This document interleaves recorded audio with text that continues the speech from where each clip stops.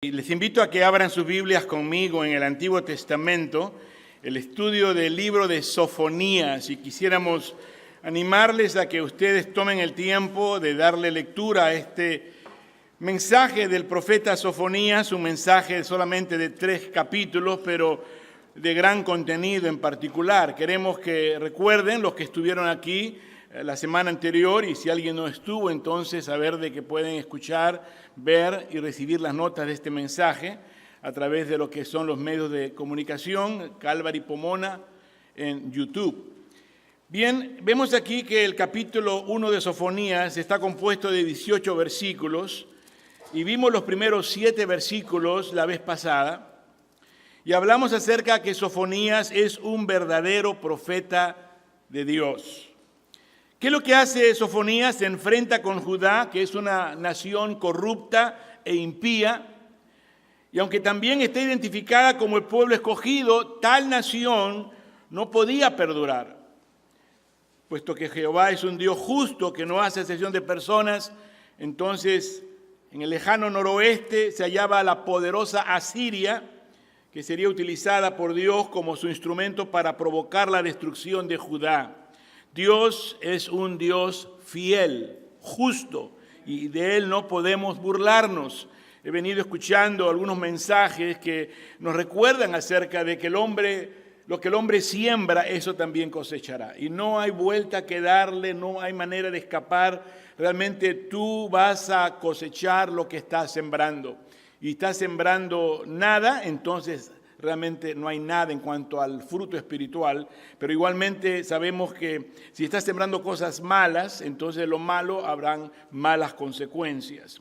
Hay 3 preguntas que quiero que desarrollemos a manera de introducción del libro de Sofonías, porque habla acerca del juicio de Dios, y sin duda habrán muchos que se preguntarán: ¿y por qué Dios es tan duro en su juicio? ¿Dónde está la misericordia de Dios? ¿Dónde está la benevolencia y la clemencia de Dios? Y vamos a aprender el día de hoy algunas lecciones que van a ser vitales en nuestro caminar con el Señor. Porque esta corta profecía debe ser realmente la revelación que profetiza después de la destrucción de Israel durante los días de Josías. Y probablemente sus mensajes fueron pronunciados antes de la reforma de Josías. ¿Se acuerdan? El que fue su primo, el que fue rey, y que probablemente también estos mensajes fueran pronunciados antes de la reforma de Josías. Entonces, es interesante el que veamos aquí en respuesta a esta pregunta: ¿quién soy yo? ¿Pueden hacerme todos juntos en voz alta? ¿Cuál es la pregunta? ¿Quién soy yo? Muchas personas entienden cuando hablamos de las presiones y de los problemas, de lo que es la vida, diríamos hoy ya no ni siquiera moderna, sino posmoderna. Este tipo de vida que nos conducen a muchos a una búsqueda afanosa de un significado, de un propósito para nuestras vidas. La gente va errante buscando algo por el que vivir, por eso el número de suicidios va en aumento aún más entre los jóvenes adolescentes, o también entre gente que pensó haber llegado a la cúspide del éxito y sin embargo encuentran que el vacío todavía está allí y terminan suicidándose. Gente famosa, gente muy adinerada, gente que ha logrado alturas que muchos dirían: oh, si yo tuviera eso, si yo llegara a eso, sería feliz. Sin embargo, vemos que la realidad es muy diferente. Hemos visto algo de lo que Dios es en las semanas anteriores. ¿Quién es Dios? ¿Cómo es Dios? Pero en cuanto a nosotros, dígame por favor, ¿en cuanto a quién? En cuanto a nosotros, ¿por qué existimos? Son preguntas que nos necesitamos de vez en cuando evaluar. ¿Por qué estamos aquí? ¿Tiene significado, propósito la vida humana? Hermanos, lo primero que debemos aclarar es que el hombre no existe meramente. Es más que una acumulación accidental de átomos que por alguna razón forman lo que llamamos el ser humano. Digan conmigo, ¿llamamos cómo? El ser humano. La Biblia nos dice que específicamente fuimos creados por un Dios que es sabio y santo. Repitan estas 2 cualidades, que es sabio y santo. Dios nos creó, el Dios que nos creó es un Dios sabio y santo. Y creó Dios al hombre, dice la Biblia, a su imagen, y a su imagen Dios los creó. Y los hizo varón y hembra, los creó. El hombre es mucho más que un animal altamente desarrollado o un simio refinado. Es tan diferente a los animales como los animales a los vegetales o los vegetales a los minerales. En lo que se refiere al tamaño, el hombre es diminuto comparado con el sol, la luna, las estrellas. Pero Dios le ha dado una posición singular y honorable en el universo. Digan todos en voz alta, yo soy importante, y dígale al que está sentado a su lado, tú eres importante. Así que aprendemos nosotros esto en los primeros mandamientos de Dios al hombre, donde le dijo, señoread en los peces del mar, las aves de los cielos y todas las bestias que se mueven sobre la tierra. Escuchen y noten y capten esto, el hombre se convirtió en el representante personal de Dios sobre la tierra, con autoridad y sobre todas las cosas que fueron creadas y son hechas vivientes. Mas aún el tema es aquí que el hombre escogió obedecer alegre y constantemente en el jardín del Edén, los mandatos de Dios. Como resultado vivía en perfecta armonía con él. El hombre no tenía una crisis de identidad, como hoy suele saberse que muchos sufren una crisis de identidad. El hombre sabía exactamente quién era y por qué estaba en el mundo y obedientemente ocupó el lugar que Dios le dio. Pero eso no fue todo el tiempo, sino que no estando satisfechos con esa posición, vemos nosotros que ellos desobedecieron. Y al desobedecer vino el pecado a este mundo. Digan conmigo, ¿qué fue lo que vino a este mundo?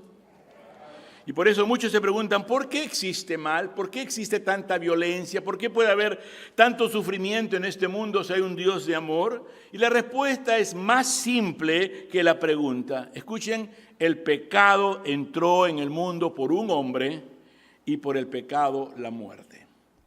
Así que vemos que el primer hombre y la primera mujer, Adán y Eva, todos digan, ¿quiénes fueron los primeros padres? Adán y Eva, a ellos se les dio la gran libertad, pero también se les hizo una seria advertencia, mas del árbol de la ciencia del bien y del mal no comerás, porque el día que de él comieres, de cierto morirás. Y esta era una de las pruebas ideales de si el hombre estaba o no dispuesto a obedecer lo que Dios le había dicho, y simplemente al decirlo nos damos cuenta que el hombre cedió a la tentación de desobedecer a Dios. En aquel momento el pecado entró en el mundo y por su deliberada desobediencia el hombre se apartó a sí mismo de Dios. Y vemos nosotros las consecuencias de una vida de pecado. Nos damos cuenta nosotros hoy del sufrimiento que hay y es debido al pecado. Muchos de los titulares de los periódicos, las noticias en la televisión y la radio en la actualidad nos están recordando el hecho de que el mundo está desquiciado, está sin tener raciocinio propio, está dejándose llevar por todas las cosas que suceden en manera que está ciertamente conmocionado.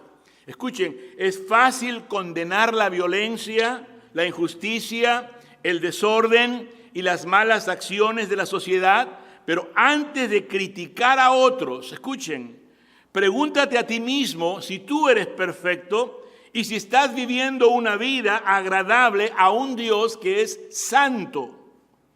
¿Eres absolutamente honesto tú? ¿Eres de corazón puro? ¿Eres alguien que amas a Dios y amas a tu prójimo? ¿Vives una vida desinteresada por ti e interesada en los demás? La Biblia dice, por cuanto todos pecaron y están destituidos de la gloria de Dios, eres pecador desde nacimiento, por la naturaleza, por la práctica y por la propia elección. Y necesitamos enfrentarnos a estos hechos urgentemente y por lo tanto a lo que son sus consecuencias. La pregunta tercera ¿es grave el pecado? ¿Quién soy yo? ¿Por qué existe tanto mal? Y la tercera pregunta, ¿es grave el pecado? Hay mucha gente que sabe del pecado y practica el pecado y encoge los hombros ante la realidad de que pues somos pecadores y que todo el mundo lo es. Y quizá hay otros que sean peores que yo. Escúchenme por favor, cuando se diagnostica una enfermedad es importante preguntarse, ¿es grave? Más importante aún es hacer esta pregunta con respecto a la enfermedad espiritual del pecado. Muchos admitirán casi alegremente que son pecadores porque no tienen la idea de lo que esto significa ni las consecuencias que esto acarrearán. Déjeme darle algunas respuestas a la pregunta, ¿es grave el pecado? Hágame la pregunta y le respondo. ¿Cuál es la pregunta? La respuesta es afirmativamente sí, es muy grave. ¿Por cuál razón? Porque está degradando, el pecado degrada. Lo cual significa que eres tan malo como podrías llegar a serlo. La maldad va de peor en peor y cometiendo constantemente toda clase de pecado aumenta la variedad de pecados y de cosas. También significa que no puedes distinguir el bien del mal y no haces nunca lo que agrada o te beneficia, sino haces lo que te autodestruye a ti y destruye a tus semejantes. Lo que esto significa degradación, que el pecado ha invadido cada parte de tu naturaleza y personalidad. Esto incluye tu mente, tu voluntad, tus afectos, tu conciencia, tu disposición y tu imaginación. Y es por eso que la gente se vuelve adicta o codependiente de cosas o de personas y vive una vida completamente infeliz y completamente alejada del contentamiento. Dice la Biblia, engañoso es el corazón más que todas las cosas y perverso. El corazón humano es engañoso. Tú crees, tú piensas, tú te imaginas, tú supones, todo se va a mejorar. Es que así está el mundo. No, es que, hermanos queridos, el corazón es engañoso. Repítanlo conmigo y díganlo en alta voz. El corazón es engañoso. Por lo tanto, no podemos dejarnos llevar por nuestro corazón. O tengo una corazonada, decimos.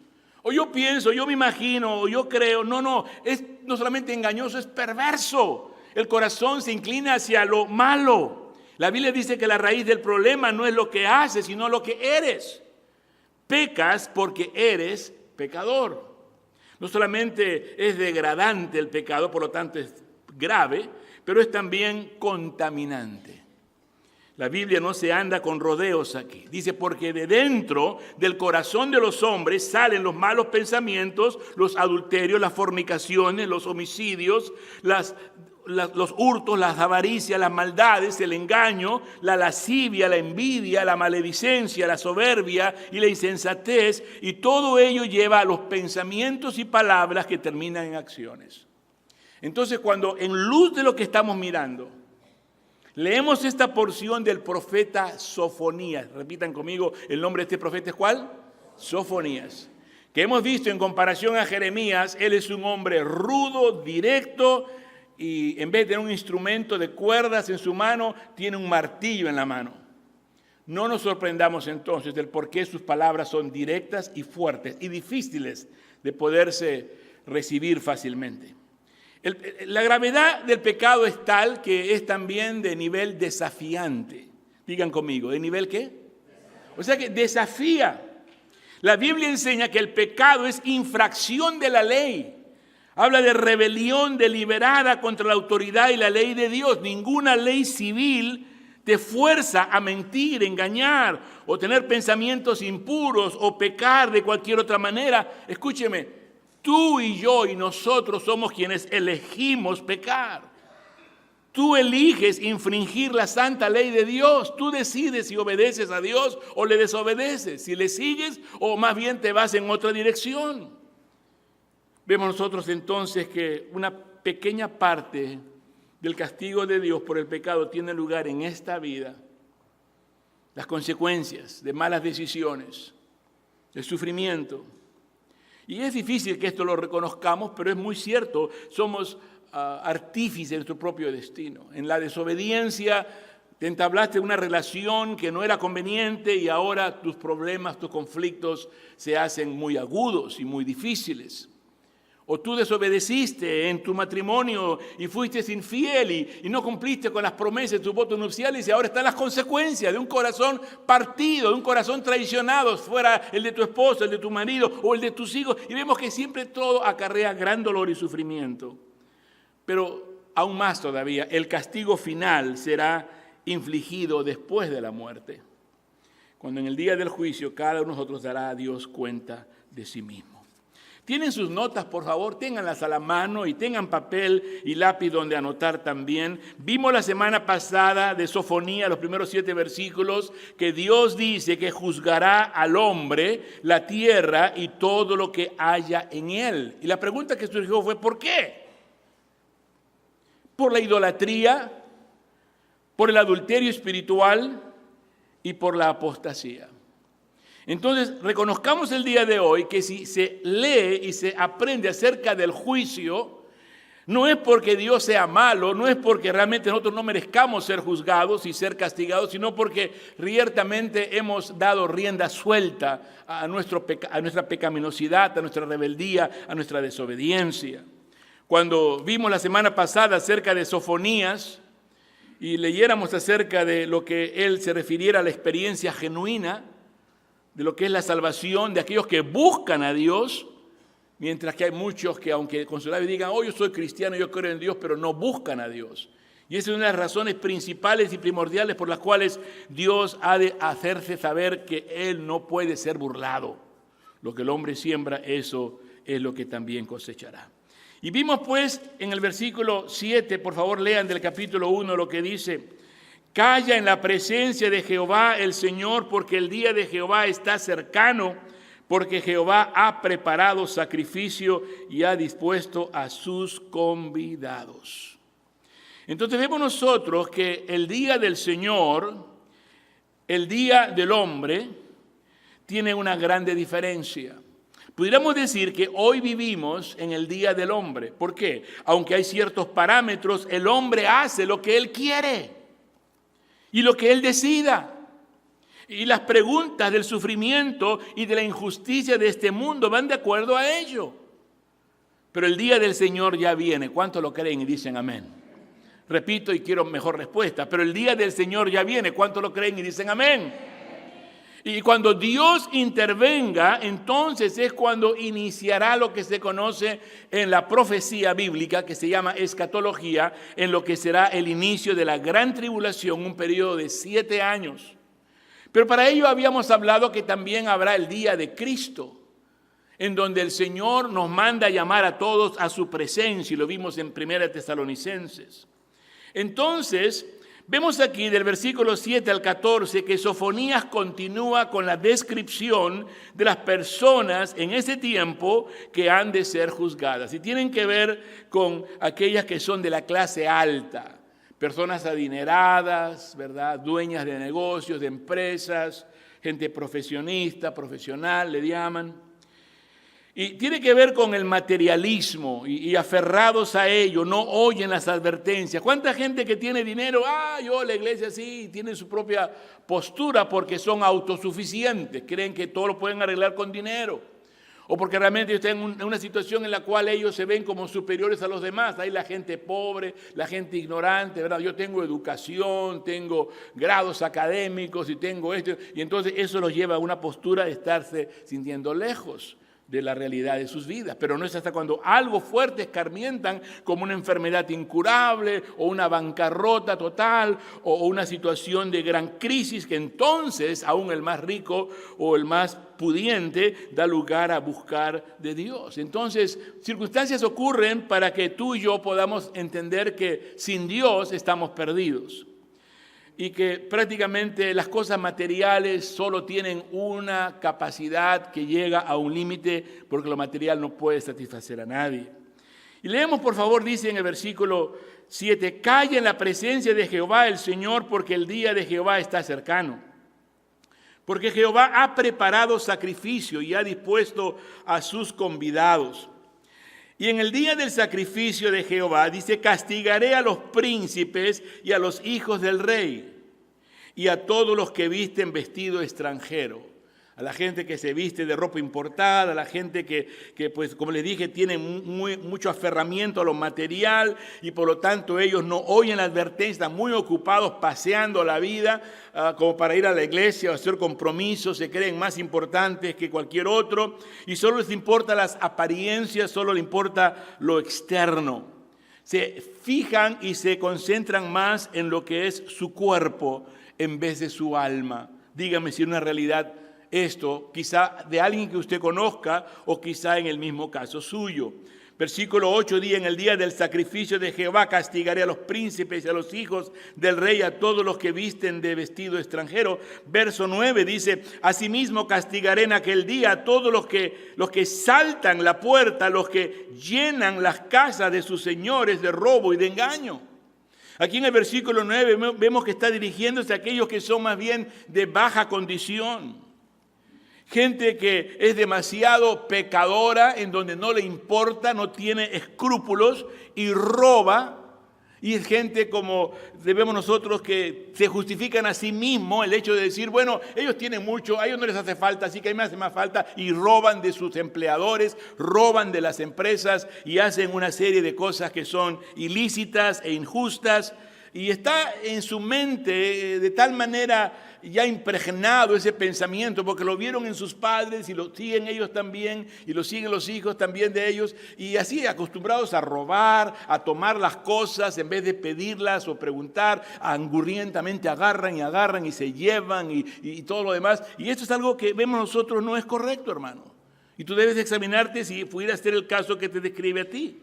Los pobres se tratan de justificar a ellos de sus malas acciones, pensando de que hay otros que tienen más y que no lo necesitan y yo tengo necesidad, así que yo me hago a sí mismo de autojusticiero.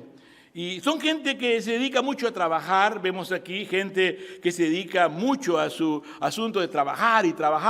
Es la gente del proletariado. Vive de su trabajo y trabaja arduamente y 8 y 10 horas o quizá más, y al final lo que recibe de su ganancia se lo gasta y aún le falta más. Y es el tipo de vida de mucha gente, que porque no busca a Dios encontrará que nunca hallará lo suficiente. Y hay gente así, aún cristiana, debo decir, que le roban a Dios lo que le pertenece a Dios. No son fieles con diezmos, con ofrendas, con ser mayordomos de su tiempo, servir al Señor. No, yo no tengo tiempo para servir al Señor, decimos. Yo hasta los sábados trabajo, es más, hasta los domingos también. Y todo este tipo de excusas se oye que va en luz de aquella gente que es de baja condición, enfocado solamente en algo, en lo de ahora y en lo material, en una forma distinta al que lo tiene mucho en abundancia y se aferra a ello, y al que no lo tiene, porque no lo tiene, lo está codiciando o lo angurria también. Piensan de la dispersión de la riqueza, de cómo es que esta injustamente va dirigida a otros y no a mí, decimos. Entre todo ello, la actitud del pobre que tiene exigencia, es pobre, decimos en México, y con garrote. ¿Cuántos han escuchado esa expresión? Levante su mano. Es pobre y con garrote, o sea, te están regalando algo y le estás buscando ahí, no, yo quiero esto, no me gusta esto, me gusta lo otro. Qué ridículo el pensar en ello, pero es la actitud del corazón. Versículo 10 dice, y habrá en aquel día, dice Jehová, voz de clamor desde la puerta del pescado y auxilio desde la segunda puerta y gran quebrantamiento desde los collados. Verso 11. Aullad, habitantes de Mactes, porque todo el pueblo mercader es destruido. Destruidos son todos los que traían dinero. Y vemos aquí que los pescadores entraban a la ciudad de Jerusalén por esta puerta del pescado. Así tenía nombre, para entrar a la ciudad de Jerusalén. La actitud debe ser aquella en la cual ellos se dan cuenta de que es un lugar de comercio principal y que es gente de la clase laboral y que debido a ello están ellos en una situación en la cual están sufriendo cada vez más y no encuentran una razón por la cual buscar de Dios, sino que quieren hacer justicia por su propia cuenta. Luego vemos nosotros, versículos 12 y 13, que es un proceso de exactitud a lo que Dios está obrando en nosotros. Dice versículos 12 y 13, acontecerá en aquel tiempo que yo escudriñaré a Jerusalén con linterna y castigaré a los hombres que reposan tranquilos como el vino asentado, los cuales dicen en su corazón, Jehová ni hará bien ni hará mal. Por tanto, serán saqueados sus bienes y sus casas asoladas, edificarán casas, mas no las habitarán, y plantarán viñas, mas no beberán el vino de ellas. Una vez más, pasamos por un proceso. La vida es un proceso, es un viaje. Digan conmigo, ¿la vida es como qué? Pasamos por diferentes etapas de la vida. diferentes situaciones que se varía una de la otra, pero todo lo que ocurre por un propósito.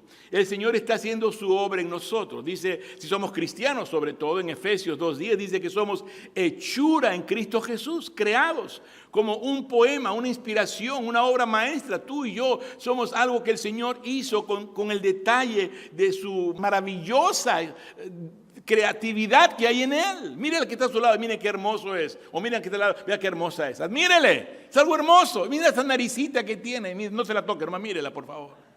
O esos ojitos, esa pestaña, esas cejas, ese pelo, abundante o bastante escaso, cualquiera fuera el caso. El tema es aquí siguiente, hermano, de que Dios ha tomado detalle en hacernos y en formarnos. Y en ello está Él obrando su perfecta voluntad en nosotros. ¿Cuántos lo creen y dicen amén, hermanos? Ahora, hablamos de exactitud en cuanto al tiempo. Y aquí uso el ejemplo acerca de lo que es el proceso del vino cuando se hace, que debe ser, esperando un tiempo preciso, ser trasladado de una vasija a otra vasija, de una botella a otra botella, para que todo lo que se está asentando pueda tener ese movimiento y de esa manera el vino pueda salir bien y no en desbalance.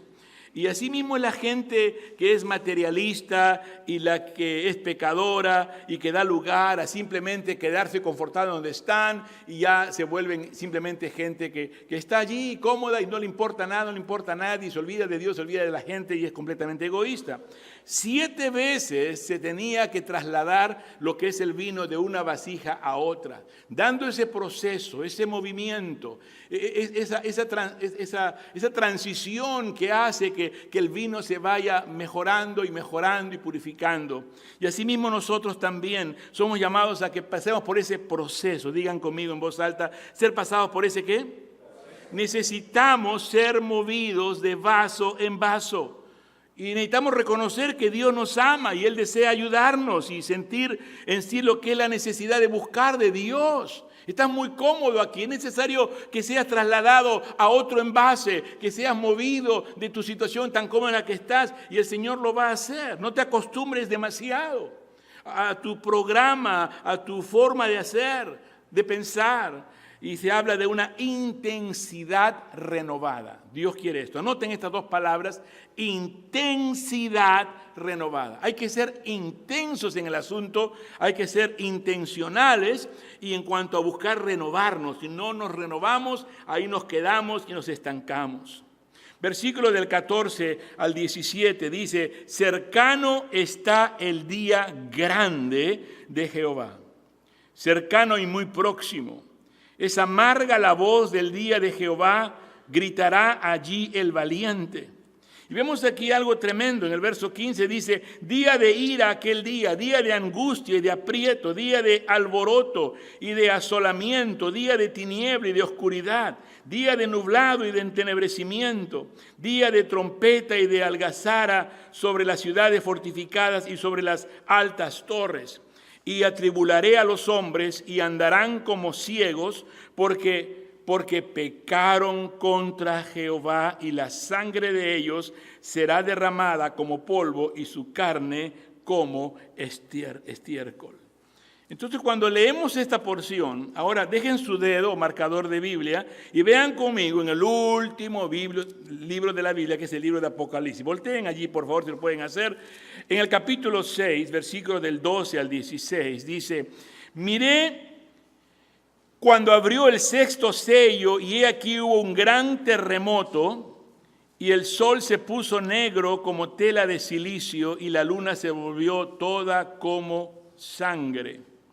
Y las estrellas del cielo cayeron sobre la tierra como la higuera deja caer sus higos cuando es sacudida por un fuerte viento. Y el cielo se desvaneció como un pergamino que se enrolla y todo monte y toda isla se removió de su lugar. Y los reyes de la tierra y los grandes, los ricos, los capitanes, los poderosos y todo siervo y todo libre se escondieron en las cuevas y entre las peñas de los montes. Y decían a los montes y a las peñas, caed sobre nosotros y escondednos del rostro de aquel que está sentado sobre el trono y de la ira del Cordero. Porque el gran día de su ira ha llegado, ¿y quién podrá sostenerse en pie? Hermanos, son palabras que hay que sopesar. Son palabras que no podemos nosotros simplemente dejarlas pasar en forma desapercibida. No podemos jugar con Dios, no podemos simplemente ignorar las advertencias de Dios, cualquiera sea el estado, si eres rico o pobre, adinerado o siempre estás que te falta algo y no tienes y te quejas nada más. Vemos aquí que en el versículo, volvamos a Sofonías, en el capítulo 1, versículo del 14 al 17, aquí vemos un paralelo de la ira del Cordero y el día del Señor. Lo que leímos de Apocalipsis 6 y lo que leemos del versículo 14 y 16 de Sofonías. Vemos aquí que seremos removidos como cristianos ante la tribulación en 1 Tesalonicenses 5:9. Dios nos ha escogido para salvación. Dios nos va a remover a los que somos cristianos antes que empiecen los 7 años de tribulación. ¿Cuántos lo creen y dicen amén, hermanos? Ahora, usted va a saber que hay una interpretación de la Biblia de ciertas personas que ellos dicen, no, los cristianos vamos a pasar por la tribulación. Porque de esta manera no aprendemos, tenemos que escarmentar parte de la tribulación y entonces vendrá el rapto. Entonces está lo que en teología se conoce como lo que es la pretribulación. Los cristianos son arrebatados antes de los 7 años de tribulación. Y hay quienes interpretan de que va a pasar hasta la mitad de la tribulación y luego va a ser llevado. Y hay quienes creen que los cristianos van a pasar por los 7 años de tribulación. Entonces nuestra postura es, según la Biblia, el creer que vamos a ser arrebatados ante la tribulación. ¿Cuánto dicen gloria a Dios? Ahora, pero ¿cómo es esto, pastor? Porque se escucha bonito y nos conviene decir esto, pero vemos en las Escrituras ciertamente que el Señor nos ha salvado para salvación, no para ira. El Señor Jesucristo pagó el precio por nosotros. No es que necesitemos ser castigados para entonces ser recogidos en el cielo, pero es el hecho de que ese castigo, los 7 años, es para la gente incrédula, para la gente que no ha creído, la gente que no se ha doblegado al Señor y que sigue en su necedad, en su testarudez, negando al Señor y haciendo lo que ellos quieren hacer. Pero el cristiano es aquel que, reconociendo que ha sido pecador, admitiéndolo ante Dios, se ha arrepentido y por lo tanto ha recibido el perdón de pecados. ¿Cuántos aquí se han arrepentido y por lo tanto han recibido el perdón de pecados? Levanten sus manos. Entonces, esto es para que tú y yo nos podamos animar y confortar en esto. Pero que podamos, en luz de la palabra, tener el sentimiento que nos lleve y nos abrigue el corazón en cuanto a hablarle a los familiares nuestros y amigos nuestros que aún no conocen al Señor, que se rehúsan y que prácticamente rechazan el amor de Jesucristo, porque ellos sí tendrán que pasar por esta gran tribulación que es como nunca antes haya existido aquí en la tierra. Pero vemos aquí que entonces nosotros seremos removidos ante la tribulación. Anoten la cita, 1 Tesalonicenses 5:9. Y Jesucristo dijo en San Juan 16:33, en este mundo tendréis aflicción, dijo él, pero confiad porque yo he vencido al mundo. Y esa aflicción de la que habla Jesucristo se refiere a lo que tú y yo vivimos ya aquí en la tierra. Esto no puede ser comparado a lo que será el día de la gran tribulación, los 7 años. Eso es algo incomparable a ello. Cuando vemos acerca de la tribulación que ahora los cristianos pasamos, son de pruebas, son de dificultades, de tentaciones, para que el corazón sea probado, para que tu fe como el oro sea probado con fuego y pueda ser refinado. Hay muchos cristianos que son cristianos mientras que todo está bien, pero cuando hay problemas, ahí muchos se alejan de las cosas de Dios. Yo soy cristiano y amo al Señor siempre y cuando no me pidan, ni me exigen, ni me den insinuación de que yo tengo que venir y servir y que tengo que ayudar y colaborar y todas esas cosas, porque eso sí no me gusta. Y está hablando acerca del carácter del hombre egoísta. Todo lo quieres para ti, quieres que te den, quieres que te sirvan, pero ¿cuándo tú vas a comenzar a dar? ¿Cuándo tú vas a comenzar a servir? Lo cual muestra el carácter de una persona que aún no ha sido convertida. Entonces una persona que ha sido convertida, por lo tanto entiende que hemos recibido vida nueva en Jesucristo. ¿Cuántos entienden? Levanten sus manos. Y hablamos de la comida, estaba escuchando una conferencia interesante acerca de la comida. ¿A cuánto les gusta la comida? No se preocupe, no voy a hablar de dietas ahorita. Pero nos gusta la comida, la variedad, la sazón, ¿no? El sabor, el paladar y todo esto. Y en Estados Unidos obviamente hay un gran problema por la abundancia que hay. Por la abundancia dan lugar a prácticamente atrofiar lo natural con lo humano, con lo químico, y muchas cosas que comemos hoy en día tienen mucha química, por eso hay tanto cáncer que crece de una forma epidémica.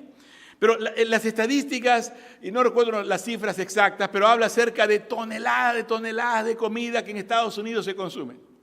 y de los millones y millones de litros de líquido que la gente toma, jugo de naranja, leche, bebidas, sodas y todo, es una cantidad enorme. La gente come y toma y se alimenta por cantidad. Ahora la pregunta es, ¿por qué? Porque están vivos. Bueno, porque el día que se muere podrán comer o tomar, respóndanme. Obviamente que no.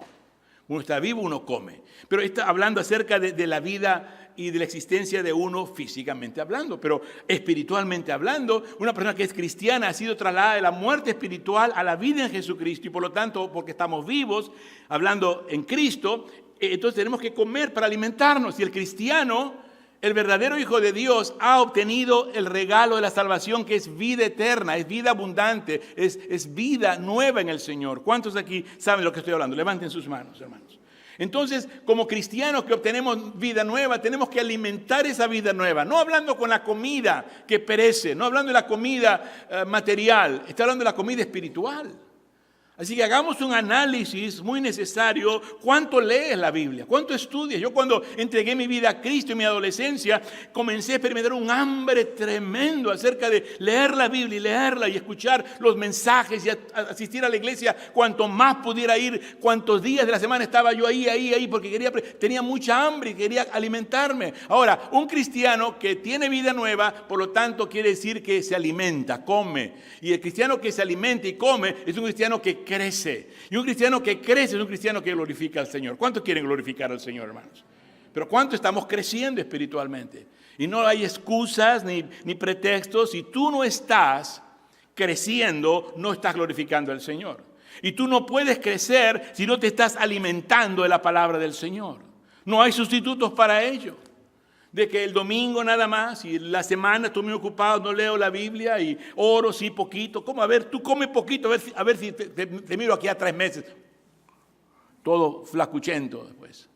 Entonces, espiritualmente la iglesia sufre un gran mal que es estar en un estado raquítico, débil y enfermo realmente. Una persona enferma, aunque está viva pero rumbo hacia la muerte, si no se compone o se mejora, está dando lugar a que pues no tiene apetito. Una persona enferma, no tengo apetito. Estoy mal del estómago, me duele la cabeza, tengo fiebre, no quiero comer nada. Y así está mucha gente espiritualmente hablando enferma también. Mira que está sentado a tu lado y pregúntate, ¿estará enfermo? No le digas, no, mírale. Examínale, analízale pues. Porque la verdad es que por su fruto les conocerás. Y si usted dice, no, yo voy a la iglesia el domingo y es suficiente, ¿sí? ¿De veras? ¿Es suficiente? ¿O es que, y excusas? Sí, de verdad. Nos falta experimentar lo que es el verdadero temor de Dios con la comprensión de lo que todo esto significa. Hermanos, lean Sofonías esta semana para la próxima semana continuar con el capítulo 2 y posteriormente el capítulo 3 y que sepamos que Sofonías escribe esta profecía en luz de lo que fue histórico, pero lo que también es profético, lo que va a suceder. Versículo 18 dice, ni su plata ni su oro podrá librarlos en el día de la ira de Jehová, pues toda la tierra será consumida con el fuego de su celo, porque ciertamente destrucción apresurada hará de todos los habitantes de la tierra. Ciertamente el alma que pecare esa morirá, hermanos. La Biblia es muy clara en decírnosla. ¿Saben? Quiero que se ponga a pensar conmigo acerca de una historia. Susanita es su nombre. ¿Repite su nombre? 3 añitos, Susanita. Está dormidita en la cama y de repente se despierta. Y cuando se despierta ella, se asusta de ver a un hombre mirándole intensamente con una mirada, que cuando ella lo mira, exclama y él sale corriendo del cuarto. Y cuando él sale corriendo del cuarto, al clamor de ella, la mamá entra al cuarto y la abraza y le dice, hijita, ¿cómo estás? Y ella está allí llorando y la mamita le abraza y se le escucha la voz a este hombre que está atrás del cuarto hablando con alguien por teléfono, como que están tramando algo, y de repente ven que este hombre vuelve a ingresar al dormitorio, al cuarto, y toma a esta niña de los brazos de la madre y se le envuelve en el brazo y se la lleva fuera de ese lugar. Inmediatamente se dan cuenta que hay una camioneta en donde la están metiendo a esta niña. Dentro hay unas personas que están allí, que sacan una jeringa y le meten una droga que la queda dormida a ella, para luego llevársela a un edificio en donde la niña estaba aún todavía semidespierta y dormida, y cuando ve que hay otra persona diferente a la primera que se le acerca con un cuchillo y se lo introduce en su estómago. Dígame usted qué piensa de eso, hermano. ¿Ese hombre merece la muerte y el castigo de Dios? Respóndame, ¿sí o no, hermanos? Bueno, esa es la perspectiva de esta niña Susanita de 3 años. ¡Qué tragedia! Pero cuando uno conoce la historia, Susanita de 3 años estaba sufriendo porque tenía un tumor. Y los padres tenían dificultad en llevarla con el doctor para que le hagan la operación. Era el papá la que la estaba mirando, contemplándolo mientras que su hijita dormía. Y cuando ella se despertó, él se retiró porque obviamente tenía lágrimas en sus ojos y estaba intenso en sus sentimientos. Se van a llevar a mi hijita y la van a operar. Y cuando regresó hablando por teléfono con el doctor, no hay otra opción, hay que operarla, mientras más pronto traiga la hora, no espere un día más, el tumor está creciendo. Él entró y entonces la madre lo tenía en sus brazos y él la tomó de su madre y se fueron y la llevaron en la ambulancia para llevarla a ese edificio que era el hospital. Y lo que le ingirieron era anestesia para dormir a esa niña, para luego pasarla al quirófano y hacerle la operación. El cuchillo que tenía en la mano era el doctor y el bisturí. ¿Cómo cambian las cosas con las perspectivas? Respóndame, ¿sí o no, hermanos? Sofonías y Apocalipsis nos hablan acerca del día del Señor y la ira del Cordero. ¿Cómo puede un Dios ser tan drástico en juzgar y en traer un juicio tan fuerte? Cuando leemos de ello en el capítulo 1. Bueno, tenemos que ver la luz de un Padre amoroso que ha de devorar la tierra con fuego por su celo santo, el celo santo de Dios. Digan conmigo, ¿el qué? El celo santo de Dios. Es un proceso no fácil, pero es un proceso necesario. Es una cirugía necesaria. Es imperativa. Los celos son por su amor y por la tierra que necesita una cirugía radical. El gemir de toda la naturaleza por cielos nuevos, tierra nueva, y que Dios una vez más reine en este lugar que Él creó. Ahora, la pregunta es esta. Tú te miras en el cuadro de aquella persona que está allí, no entiende por qué le están pasando estas cosas, y de repente una persona con un cuchillo que es un bisturí. ¿Podrías tú confiar en el que tiene el bisturí en la mano? Si en su mano notas que él lleva la cicatriz del clavo que le traspasó. Es nuestro médico divino. ¿Cuántos saben su nombre? ¿Lo pueden decir en voz alta? Jesucristo. Jesucristo nos dice, Él desde antes de la fundación del mundo dice, yo te he amado lo suficiente para morir por ti. Y al momento en el cual Él dice, yo estoy dispuesto a morir por ti y pagar el precio de tus pecados. Sí, yo te amo tanto así, que estoy dispuesto a morir por ti. ¿Pudieras tú confiar en aquel quien te ama tanto así? El día del Señor será muy difícil, hermanos. Será de oscuridad, pero absolutamente necesario para prepararnos a la venida de su reino. Si hablamos de luz, de su Hijo, hablamos de los problemas que no son fáciles de afrontar, pero aprendemos a confiar en Él en medio del valle de sombra de muerte, sin temer mal alguno, en el valle de lágrimas, del sufrimiento. Hermanos, podemos confiar en aquel quien dice amarnos y demostrárnoslo muriendo en la cruz. Él es digno de nuestra confianza. ¿Cuántos lo creen, hermanos? Y Él sabe exactamente lo que Él está haciendo. Y podemos decirle, Señor, en tus manos me entrego. Te doy mi vida y te doy mi corazón. La próxima semana estaremos viendo el capítulo 2 que habla acerca del clamor en el día del Señor. Capítulo de 14 versículos, no falten. Y si usted sabe de alguien que no estuvo el día de hoy, comuníquese con ellos en esta semana, hábleles, dígales, para que ellos se pongan al día con nosotros, compartan sus notas y lo que escucharon y aprendieron, y que el Señor de una manera muy especial os bendiga, os guarde, os dirija, os guíe. Que el rostro del Señor resplandezca en ustedes y les dé paz y les llene su corazón con el bendito amor de Jesucristo. Pónganse de pie para orar mientras que suben los de la alabanza. Padre, gracias porque eres un Dios grande y amoroso.